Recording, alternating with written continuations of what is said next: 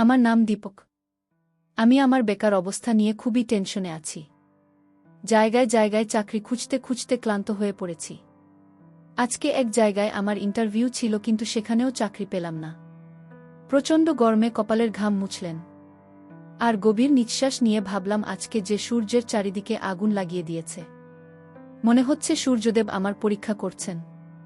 আগে থেকেই চাকরির টেনশনে ছিলাম, আর আজকে এত গরম মাথা খারাপ করে দিল। আমি আমার হাতে ধরা ফাইল মাথার উপরে নিয়ে নিজেকে সূর্যের হাত থেকে বাঁচানোর চেষ্টা করলাম। রাস্তার পাশ দিয়ে বড় বড় পায়ে হেঁটে যাচ্ছিলাম। তখনই হঠাৎ একটা গাছ দেখতে পেয়ে সেই গাছের নিচে এসে দাঁড়ালাম। গাছের ছায়ে দাঁড়িয়ে কিছুটা শান্তি অনুভব হলো। ব্যাগ থেকে জলের বোতল বের করে জল খাওয়ার জন্য যখনই বোতল মুখে লাগলাম, তখন দেখলাম জলও শেষ হয়ে গেছে। তৃষ্ণার কারণে আমার অবস্থা খারাপ। এদিক সেদিক তাকিয়ে কোথাও জলের কল দেখতে পেলাম না। সবাই নিজের নিজের কাজে ব্যস্ত। একমাত্র আমি আছি। যে বেকার জলের খালি বোতল নিয়ে আমি আশপাশে চোখ ঘোরালাম, তাতে কোথাও থেকে জলের ব্যবস্থা করা যায়, কিন্তু কোথাও জল নজরে পড়ল না। যদি কোথাও জলের কল দেখতে পেতাম, তাহলে এই বোতলটি ভরে নিতে পারতাম। সবে আমি আশেপাশে দেখছিলাম, তখনই আমার মনে হলো কেউ যেন আমার পাশে দাঁড়িয়ে আছে। তখনই কেউ একজন আমার সামনে ঠান্ডা জলের বোতল এগিয়ে দিল। হাতটা যে আমার দিকে এগিয়ে দিয়েছিল, তার হাত দুধের মতো ফর্সা হাতে, আঙুলে একটা সোনার আংটি আর চকমকে চুড়ি পরা। আমি হাত দেখে চোখ উঠিয়ে যখন সেই মানুষটির মুখের দিকে তাকালাম, তখন চমকে উঠলাম যে তিনি তো একজন মহিলা, যিনি গোলাপি কালারের শাড়ি পরেছিলেন। মহিলাটি খুব সুন্দরী। তার বয়স 40 বছরের মতো হবে। এত বয়স হওয়ার পরেও শরীর দেখে মনে হচ্ছে যে কোনো 18-19 বছরের মেয়ে। তার চোখে একটা অদ্ভুত জ্যোতি ছিল, আর হাইফাই মেকআপ করা মুখে হালকা হাসি লেগেছিল। সে বলতে লাগলো, এই নাও, জলটা খেয়ে নাও। তোমার তৃষ্ণা লেগেছে তো? আমি ওখানে দাঁড়িয়ে অনেকক্ষণ ধরে তোমাকে দেখেছিলাম। তোমাকে দেখে আমার কিছুটা টেনশনে মনে হচ্ছে। আমি জলের বোতলটা তার হাত থেকে নিয়ে জল খেতে লাগলাম, কেননা আমার খুব তৃষ্ণা লেগেছিল। এক নিঃশ্বাসে সমস্ত জল শেষ করে সেই বোতলটা মহিলাকে ফেরত দিয়ে দিলাম। তিনি এত বেশি সুন্দরী ছিলেন যে আশেপাশের অনেক ছেলে তাকে ঘুরে ঘুরে দেখছিল। তার গেটআপ দেখে মনে হচ্ছিল সে খুব ধনী আর ভদ্র ফ্যামিলির মহিলা। আমি সেই মহিলাকে থ্যাংক ইউ বললাম, আর তাকে বললাম যে আমি এখানে পাশেই আমার চাকরির ইন্টারভিউয়ের জন্য এসেছিলাম। অনেকদিন থেকে চাকরি খুঁজছি, কিন্তু এখনও চাকরি পাইনি। আমি ভারতের অসংখ্য বেকারের মধ্যে একজন। অনেক জায়গাতে চাকরির জন্য ইন্টারভিউ দিয়েছি, কিন্তু প্রতিবার আমার কপাল আমাকে খালি হাতে ফিরিয়ে দিয়েছে। আমি জানি চাকরি পেতে গেলে শস্যের দরকার হয়, কিন্তু আমার কোনো সোর্স নেই। এত পড়াশোনা জেনে কোনো লাভই হলো না। যাই হোক, আপনাকে অসংখ্য ধন্যবাদ। আমি সেই মহিলাকে আরেকবার থ্যাংক ইউ বলে তাড়াতাড়ি করে বাড়িতে ফিরতে চাইছিলাম, কেননা বাড়িতে আমার অসুস্থ মা এবং যুবতী বোনের খাবার জন্য চাল, ডাল, সবজি নিয়ে যেতে হবে। আমি এসব নিয়ে বাড়িতে যাব, তারপরে বাড়িতে রান্না চলবে, কেননা বাড়িতে একমাত্র আমিই ছিলাম যার উপরে বাড়ির সমস্ত দায়িত্ব ছিল। তাই আমি এখানে বেশি সময় নষ্ট করতে পারব না। আমি দ্রুত পায়ে সেই মহিলার কাছ থেকে নিজের বাড়ির দিকে হাঁটা লাগালাম। টাকা বাঁচানোর চক্করে আমি বেশিরভাগ সময় পায়ে হেঁটে যেতাম, কেননা রিকশায় উঠলে পয়সা দিতে হবে। কেউ তো আর ফিতে আমাকে বাড়ি অবধি পৌঁছে দেবে না। টাকা পয়সার খুব অভাব ছিল, তাই অনেক ভেবে চিন্তে চলতে হতো। আমি সবেমাত্র সেই নির্জন জায়গা ছেড়ে এগিয়ে এসেছিলাম, তখনই মনে হলো কেউ যেন আমার পিছনে নিয়েছে। আমি পিছন দিকে তাকিয়ে দেখলাম গোলাপি শাড়ির মহিলা আমার পিছন পিছন আসছেন। আমি তাকাতে এসে হালকা হেসে আমার দিকে দেখতে লাগল। প্রথমে ভাবলাম এই মহিলার বাড়ি হয়তো এই দিকেই, কিন্তু সে পায়ে হেঁটে কেন যাচ্ছেন, এসব ভাবতে ভাবতে আমি এগিয়ে যাচ্ছিলাম। সেই মহিলাও আমার পাশে এসে আমার সঙ্গে সঙ্গে হাঁটতে লাগল। আমি 1 সেকেন্ডের জন্য থেমে গেলাম। আমার থামার সাথে সাথে সেও থেমে গেল। এই মহিলার ব্যবহার আমার খুব অদ্ভুত লাগে। না হলে এত সুন্দরী একজন মহিলা আমার পেছনে নেবে কেন? কিন্তু তবু আমি তার দিকে ঘুরে তাকিয়ে থাকে বললাম, কি ব্যাপার ম্যাডাম, আপনি আমার পিছন পিছন আসছেন কেন? আপনাকে কি আপনার জলের দাম দিতে হবে? আমার এই কথা শুনে সে হাসতে লাগল। আর নিজের ব্যাগ থেকে একটা প্যাকেট বের করে আমার হাতে দিয়ে বলল। প্যাকেটটা দেখে শক হয়ে গেলাম যে এর মধ্যে কি আছে, আর এই অপরিচিত মহিলা কেনই বা আমাকে যেটা দিচ্ছেন। প্যাকেটটা খুলে দেখি আমি হঠাৎ ঝটকা অনুভব করলাম। আমার হাত কাঁপতে লাগল। এর ভিতরে তো অনেক টাকা, যেটা আমি গুনতেও পারছি না, কিন্তু আনুমানিক ৫৭ লাখ টাকার কম না। এদিকে আমার পকেটে শুধু ৫ টাকার মতো পড়ে আছে। মহিলাটি বললেন, এখানে ৫ লাখ আছে, আমি এই টাকাটা তোমাকে দিয়ে দেব। এটা তোমার হতে পারে। তুমি কি এই ৫ লাখ টাকার মালিক হতে চাও? মহিলাটির কথা শুনে আমি অবাক হয়ে গেলাম। তিনি আমাকে কোনো কাজের জন্য এত টাকা দিচ্ছেন। আমি জিজ্ঞেস করলাম, আপনি এত টাকা আমাকে কেন দিতে চান? আমি তো আপনাকে চিনিই না। আমি আপনার কোনো কাজ করেছি? তাহলে আপনি কেন এত টাকা আমাকে দিতে চাইছেন ম্যাডাম? আপনি কি আমাকে বোকা বানাচ্ছেন? সেই মহিলা আমার দিকে তাকিয়ে বললেন, তোমাকে একটা কথা বলতে চাই, কিন্তু এখানে নাচলো সামনে কোথাও বসে ধীরে সুস্থে কথাবার্তা বলি। সেই মহিলাটা আমার আগে আগে চলছিল, আর আমি তার পিছনে পিছনে। আমার মন যেন খুশির ডানা মেলেছিল। আমি তো ৫ লাখ টাকার জন্য সব কিছু করতে রাজি। এই ৫ লাখ টাকা আমার মতো গরিবের জন্য কম টাকা নয়। ৫ লাখ টাকা পেলে আমি তো নিজে কোনো ব্যবসা করতে পারব। কিন্তু আমার মনে অনেক প্রশ্ন উকি মারছিল। ওই মহিলা হাঁটতে হাঁটতে আমাকে একটা রেস্টুরেন্টে নিয়ে গেল। রেস্টুরেন্টের ভেতরে আসার পরে আমরা দুজন এক কোণে বসলাম। তিনি ওয়েটারকে বলে কফির অর্ডার দিলেন। কিছু সময় পরেই তার ফোনে কারো ফোন এল, আর সে কথা বলার জন্য চলে গেল। সেই সময় আমি আশেপাশে তাকিয়ে রেস্টুরেন্টে ভালোভাবে দেখছিলাম। এটা অনেক বড় রেস্টুরেন্ট, আর এখানে ধনী লোকেরাই আসে। আমি তো কখনো এর পাশ দিয়ে যাইনি, কেননা আমার এত ক্ষমতা নেই। কিছু সময় পরে সেই মহিলা এসে চেয়ারে বসে পড়ল। ওয়েটার কফি নিয়ে এসেছিল। তিনি আমাকে বললেন, কফি খেতে খেতে কথা বলি। আমার মনে বারবার এই প্রশ্ন জেগে উঠছিল না, জানিয়ে মহিলা আমাকে কি কথা বলবেন। সে আমাকে দিয়ে কোনো উল্টোপাল্টা কাজ করবেন না তো, যেটা আমি করতে পারব না। আমি একজন সৎ ছেলে, সারা জীবন আমি সব ভাবে থেকেছি। আমি কখনো কোনো অন্যায় কাজের কাছেও যাইনি। কফি খেতে খেতে সে আমাকে যে কাজের কথা বলল, সেটা শুনে তো আমার হুঁশ উড়ে গেল।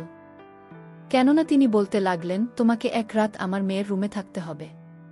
আমার মেয়ে ছেলেদের প্রতি খুব, তোমাদের মতো ছেলের জন্য সে পাগল হয়ে থাকে। আগামীকাল আমার মেয়ের জন্মদিন, তাই আমি ওকে তোমার মতো যুবক আর স্মার্ট ছেলেকে ওকে গিফট করতে চাই। ওই মহিলা এত বেশি পাগলের মতো কথা বলছিল যে আমি তার কথা শুনে হতবাক হয়ে গেলাম। আমি তো কখনো স্বপ্নেও ভাবতে পারিনি যে এরকম একজন সুন্দরী মহিলা লিমিট ক্রস করে দেওয়ার মতো কথা বলতে পারে। এ কেমন মা যে নিজের মেয়ের জন্য কোনো যুবক ছেলের বন্দোবস্ত করছে। লজ্জা আমি নিজের গান বন্ধ করে নিতে চাইছিলাম। আমি বললাম, ক্ষমা করবেন ম্যাডাম, আমি গরিব, কিন্তু এরকম করতে রাজি নই। এই কথাটা বলে আমি সেখান থেকে উঠে যেতে লাগলাম। তখনই সে আবার সেই প্যাকেট বের করল, যেটাতে আরও ৫ লাখ টাকা বেশি ছিল। এখন আমাকে ১০ লাখ টাকা বের করে দেখালেন। সেটা আমার সামনে রেখে ফাঁকা করে সেই টাকাটা আমাকে দেখানোর চেষ্টা করতে লাগল। তার এই কাজ আমাকে আবার সেখানে বসে পড়তে বাধ্য করে দিল। আমি নিজের জীবনকে শোধরাতে চাইলাম, কিন্তু আমি দূর অবধি আর কোনো আশা দেখতে পাচ্ছিলাম। এটা আমার কাছে একটা গোল্ডেন চান্স, যেটা অ্যাকসেপ্ট করে নিলে হয়তো আমার জীবন বদলে যাবে। আমি সেই মহিলার দিকে তাকালাম, যে নিজের হাতে টাকাটা না দিয়ে আমাকে লোভ দেখাচ্ছিল। আর বল, ভেবে নাও, এটাতে তোমার লাভ মাত্র এক রাতের ব্যাপার, আর এই এক রাতে তোমার কপাল বদলে যেতে পারে। আমার তোমাকে অভাবে মনে হলো, সেই কারণে ভাবলাম তোমার সাহায্য করি। না হলে আমার মেয়ের জন্য ছেলেদের কোনো অভাব হবে না। শুধু এক রাতে এত টাকা পাচ্ছ, তাহলে তোমার অসুবিধা কোথায়? নাকি তুমি এতটা সামর্থ্য নেই যে তুমি পারবে না তার সাথে? এই কথা বলে সে চুপ করে হাসতে লাগল। আমি এদিকে খুব লজ্জায় পড়ে গেলাম। আমি ভাবছি আমি কি করব, এই মহিলার কথা কি মেনে নেব, নাকি এই মহিলাকে না করে দিয়ে বাড়ি চলে যাব। কিন্তু বাড়িতে তো খুব অভাব, মা ও অসুস্থ, আমার মাথায় কিছু আসছিল না যে আমি কি করব। বোনও আছে যাকে বিয়ে দিতে হবে। আমি ছাড়া বোন আর মায়ের কেউ নেই, আমাদের তেমন কিছুই নেই। মা অনেক কষ্ট করে আমাকে পড়াশোনা শিখিয়েছেন, কিন্তু তবু আমি বেকার। আমি তাড়াতাড়ি করে সিদ্ধান্ত নিয়ে সেই মহিলার কথাতেই রাজি হয়ে গেলাম। সে হাসতে হাসতে বলল, আমি তোমার কাছ থেকে এটাই আশা করছিলাম। এতে তোমারই লাভ। এরপরে সে আমাকে ওই 10 লাখের মধ্যে থেকে 5 লাখ দিয়ে বলল, এটা তোমার অ্যাডভান্স, যাও, বাকি টাকা হওয়ার পরেই পেয়ে যাবে। আমিও ওই 5 লাখ নিয়ে নিজের বাড়ির দিকে চলে এলাম। সেই মহিলা আমাকে নিজের মোবাইল নাম্বার আর বাড়ির অ্যাড্রেস দিয়ে দিন, আর বলে দিয়েছিল যে আমাকে কোনো সময় তার বাড়িতে যেতে হবে। আমি সেখান থেকে ফেরার পথে বাজারে গেলাম, কেননা আমার ফিরতে অনেক দেরি হয়ে গেছে। তাই মায়ের কিছু ওষুধ আর ফলমূল নিয়ে হোটেল থেকে খাবার কিনে নিয়ে বাড়িতে এলাম। সঙ্গে বাড়ির জন্য কিছু চাল, ডাল, তরিতরকারি আনলাম। আমার মা আমার হাতে এত জিনিস দেখে আর হোটেল থেকে আনা খাবার দেখে হতবাক হয়ে গেলেন, কেননা এর আগে আমি কখনো এত জিনিস নিয়ে বাড়ি আসিনি। মা আর বোন আমাকে প্রশ্ন করতে লাগল, তুমি এত কিছু কিভাবে নিয়ে, এত টাকা তোর কাছে কোথা থেকে এল? সকালে তুমি বলেছিলে যে তোর কাছে টাকা নেই। হাত মুখ ধুতে ধুতে আমি মাকে বললাম, মা, আমি এক জায়গাতে চাকরি পেয়ে গেছি, তারাই আমাকে অ্যাডভান্স দিয়েছে। সেই টাকা দিয়ে আমি তোমাদের জন্য এই সমস্ত জিনিস নিয়ে এসেছি।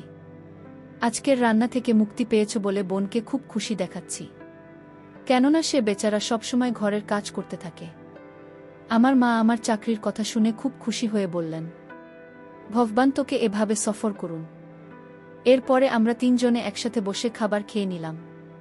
কিন্তু আমার ধ্যান এখনও সেই মহিলার দিকেই ছিল যে তার মেয়ের সাথে ঘরে থাকার জন্য আমাকে 10 লাখ দেবে। এটা কি সত্যি নাকি আমাকে বোকা বানাল? এখন যাই হোক, এটা সত্যতা তো কালকেই জানতে পারব। আমি পরের দিন সকাল সকাল তৈরি হয়ে ঘর থেকে বেরোতে যাব। তখন আমার মা জিজ্ঞেস করলেন যে আমি এত সেজেগুজে কোথায় যাচ্ছি। আমি মাকে বললাম, আমি কালকে তোমাকে বলেছিলাম যে আমি চাকরি পেয়েছি, এখন সেখানে যাচ্ছি। তুমি ভগবানের কাছে প্রার্থনা করো যাতে তোমার ছেলে সফল হতে পারে। যদি তোমার ছেলের সফল হতে পারে তাহলে আমাদের সকলের ভাগ্য বদলে যাবে। আমার মা এই কথা শুনে খুশি হয়ে গেল। আমি বাড়ি থেকে বেরিয়ে একটা অটো রিক্সা ধরে সেই মহিলার বলা ঠিকানায় গেলাম। সেই মহিলার বাড়িতে পৌঁছে বাড়ি থেকে তো আমি হতভম্ব হয়ে গেলাম। আমি আবার নিজের কাছে থাকা অ্যাড্রেস দেখলাম, তারপরে আবার এই বাড়িটাকে দেখলাম। এটা কোনো বাড়ি নয়, বরং একটা রাজমহল, এক বড় আর সুন্দর বাড়ি। প্রথমবার দেখছি, কিন্তু আমি এটা ভেবে অবাক হলাম যে এত ধনী মহিলা এত অন্যায় কাজ কিভাবে করতে পারেন। বাড়ির বাইরে দাঁড়িয়ে তার দেওয়া নম্বরে কল করলাম। সে আমার কল রিসিভ করে জিজ্ঞেস করলেন, তুমি কোথায়? আমি তাকে বললাম যে আমি আপনার বাড়ির বাইরে দাঁড়িয়ে আছি। আমার কথা শুনে সে সব খুলে বললেন, আরে তুমি বাইরে দাঁড়িয়ে আছ কেন? তাড়াতাড়ি করে ভেতরে এসো, আমি অনেকক্ষণ ধরে তোমার অপেক্ষা করছি। আমি ভয়ে ভয়ে সেই বাড়ির ভিতরে গেলাম, কারণ এরকম বাড়ি এর আগে আমি শুধুমাত্র সিনেমাতেই দেখেছি। বাড়ির ভেতরে ঢুকে দেখলাম সেই মহিলার সামনে তৈরি হয়ে দাঁড়িয়ে আছেন। আজকে তো সে খুব ছোট জামা পরেছিল, আর তার শাড়ির আঁচল ও তার কাঁধের উপর ছিল না। সেই মহিলাটি আমাকে বললেন, মনে রেখো, তুমি যদি আমার উদ্দেশ্য ঠিকভাবে না করো তাহলে তোমাকে আমি টাকা দেব না। যদি তোমাকে টাকা নিতে হয় তাহলে আমার কথামত করতে হবে। তারপরে তিনি আমাকে বসতে বললেন, আর চাকরানীকে ডাক দিয়ে বললেন, অতিথি এসেছে, তার জন্য চা বানিয়ে নিয়ে এসো। আমি খুব বেশি নার্ভাস ফিল করছিলাম।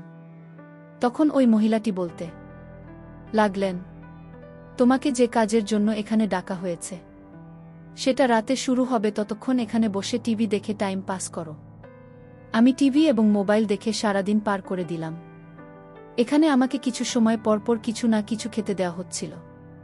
রাত হলে সেই মহিলাটি আমার কাছে এসে বলতে লাগলেন, তোমার অপেক্ষা শেষ হয়েছে, এখন তোমাকে আমার মেয়ের ঘরে যেতে হবে।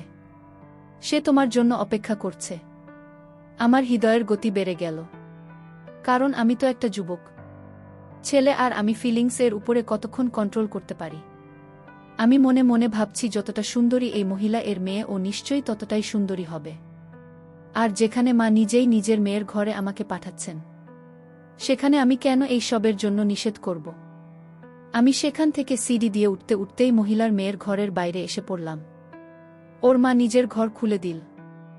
আমার হৃদয় খুব জোরে জোরে ধুকপুক করছিল, আর আমি ঘরের ভিতরে পা রাখলেই যে দৃশ্য আমার সামনে ভেসে উঠল তা তো আমার পায়ের তলা থেকে মাটি সরিয়ে দিচ্ছিল।